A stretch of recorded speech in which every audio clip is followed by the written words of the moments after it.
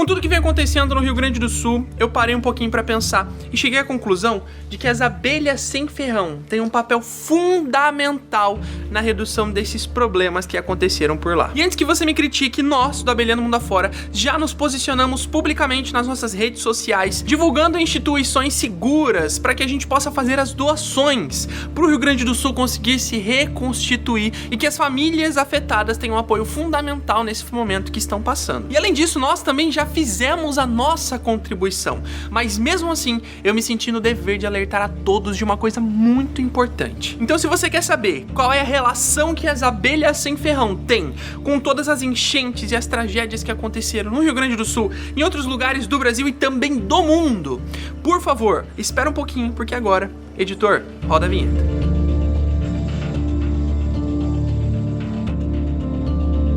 A gente tem dois principais precursores de tudo isso que está acontecendo no Rio Grande do Sul e é importante entendermos um pouquinho mais sobre eles para entender em que ponto as abelhas sem ferrão entram nessa equação. E esses dois precursores são o efeito estufa e as monções oceânicas. Se a gente parar de fato e analisar, o precursor de quase todas as mudanças climáticas e ambientais, os desastres que vem acontecendo, é, em parte, o efeito estufa. Ele causa mudanças climáticas que, por sua vez, intensificam as chuvas, intensificam os ventos, mudam o clima e isso causa alterações ambientais severas. O efeito estufa, na sua tradução literal, nada mais é do que o acúmulo dos raios infravermelhos provenientes do Sol até o nosso planeta, que acontece por conta do acúmulo de gases de efeito estufa que impedem a passagem desses raios infravermelhos que vêm do Sol e são refletidos pela superfície terrestre de volta para a atmosfera. Então esses gases do efeito estufa, eles agem como uma série de espelhos que refletem de novo o infravermelho de volta para a superfície da Terra, formando como se fosse uma panela de pressão e acumulando essas radiações infravermelhas em toda a superfície do planeta, criando um efeito estufa, um efeito panela de pressão, um efeito forno, justamente por isso que as temperaturas estão se elevando cada vez mais, muito por influência do efeito estufa. E esses gases do efeito estufa, eles são, em grande maioria, compostos por CO2, que é o gás carbônico expelido por escapamentos de carro, expelido por materiais orgânicos em decomposição, a alimentação do gado, os dejetos dos animais, entre muitas outras práticas humanas e ambientais naturais que o planeta em seu ciclo normal causam, porém que vem se intensificando por conta da ação humana na Terra, como por exemplo os veículos automotores que vêm expelindo quantidades cada vez maiores de gás carbônico na atmosfera por conta da queima dos combustíveis fósseis em seus motores. E isso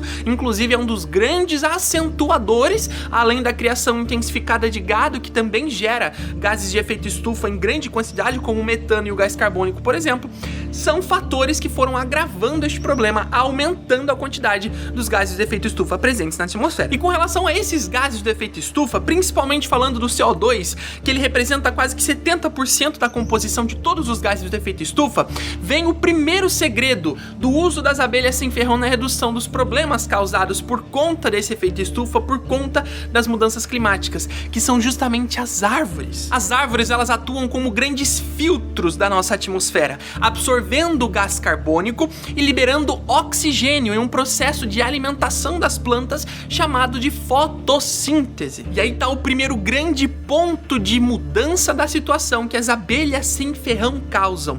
Afinal, elas são grandes geradoras de floresta. Mas antes de aprofundar na solução que as abelhas trazem pra gente desse problema, eu quero apresentar o outro lado da moeda, que também foi um dos grandes causadores de todas as enchentes, de todos os desastres que vem acontecendo no mundo, no Brasil e em especial os que aconteceram recentemente no Rio Grande do Sul, que são as monções oceânicas. As monções são fenômenos atmosféricos causados pela alteração sazonal das direções do vento, que acontecem em diferentes épocas do ano, como por exemplo o inverno e o verão. No verão, por exemplo, os ventos úmidos provenientes da evaporação da água do oceano, eles sopram para o continente. Já no inverno, seguindo as monções tradicionalmente, que acontece há milhares, milhões de anos já, os ventos secos do continente são direcionados para o oceano. Então a gente tem essa modificação na direção dos ventos causada sazonalmente, ou seja, de acordo com a época do ano. Até aí tá tudo bem, afinal as monções sempre aconteceram, como eu mesmo disse.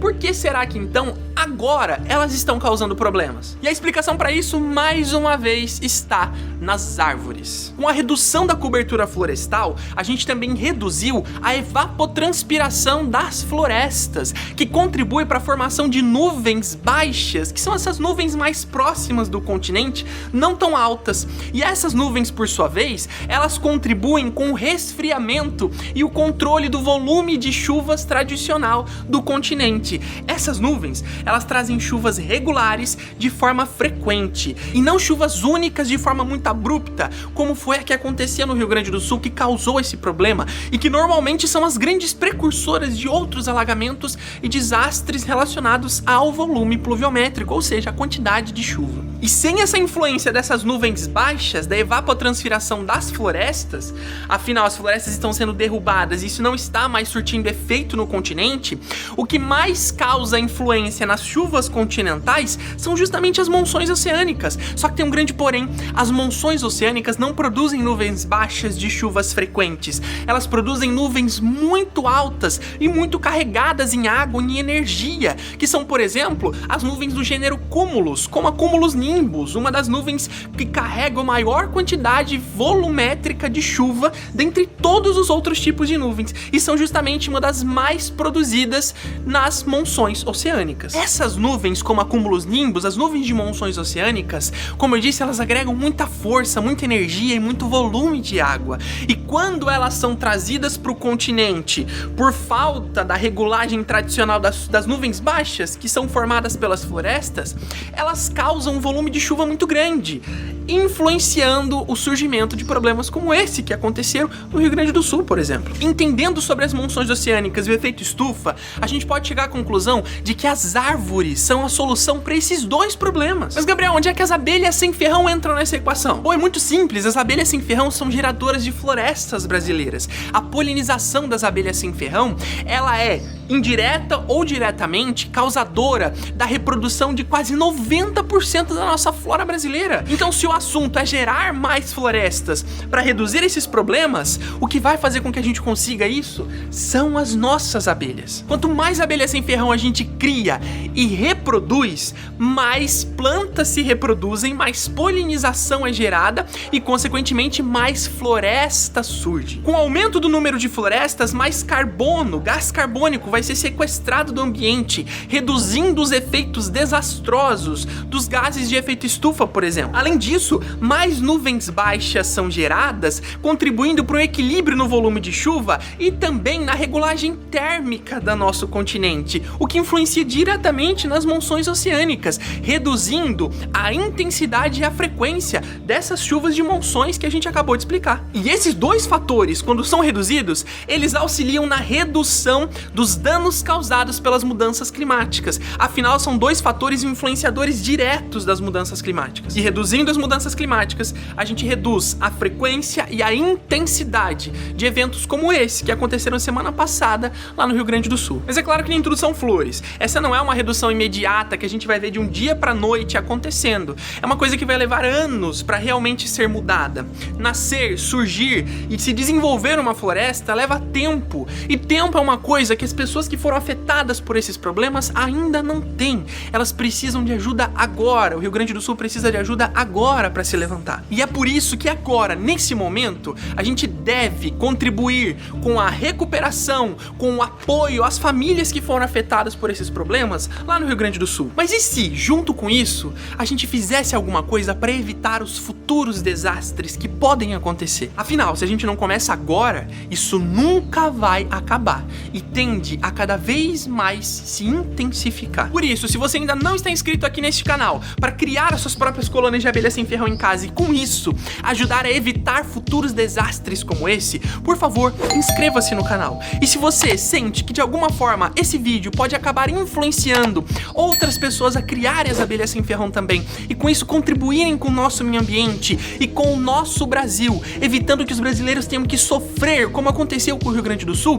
por por favor, compartilhe esse vídeo, compartilhe os locais onde estão recebendo doações para o Rio Grande do Sul para apoiar as famílias agora e para incentivar que o nosso futuro seja melhor do que o nosso presente em questão ambiental e, consequentemente, em questão de sobrevivência para nós mesmos, brasileiros, humanos, que estamos aqui nessa terra tão dependente das abelhas sem ferrão e das nossas florestas. E é claro, se você gostou desse conteúdo, curte pra gente saber que o que a gente preparou com muito carinho, com muito estudo, chegou até você, te conscientizou de alguma forma sobre a importância desses pequenos seres tão essenciais para nós brasileiros aqui no nosso querido país. Um grande abraço do maior abelheiro de todos. Se você ainda não sabe por onde doar para o Rio Grande do Sul, eu vou deixar mais uma vez aqui na descrição dessa live algumas fontes seguras de doação que não estão passando por nenhum órgão governamental, que estão sendo feitas por pessoas físicas mesmo, que estão se mobilizando para auxiliar diretamente o Rio Grande do Sul. São fontes confiáveis, são fontes que nós já contribuímos e nós já aconselhamos e sabemos que estão fazendo realmente algo